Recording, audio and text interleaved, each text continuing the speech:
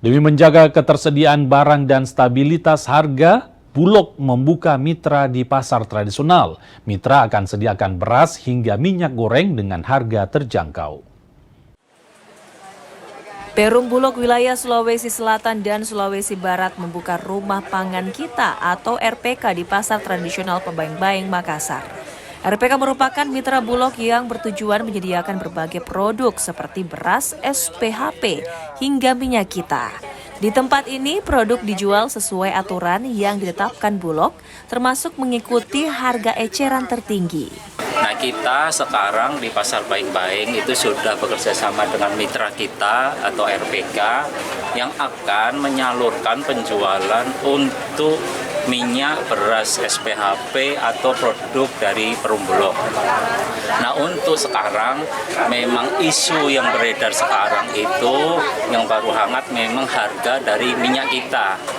Yang di pasaran itu infonya susah untuk mendapatkan. Tapi jangan masyarakat jangan khawatir.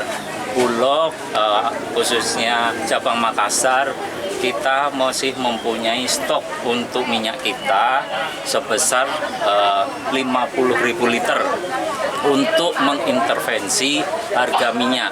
Jadi harga minyak di cabang Makassar dari Takalar sampai Pangkep, insya Allah harga terjaga, terkendali di harga maksimal 15.700 seperti itu. Warga yang berbelanja mengaku cukup terbantu dengan adanya gerai RPK ini.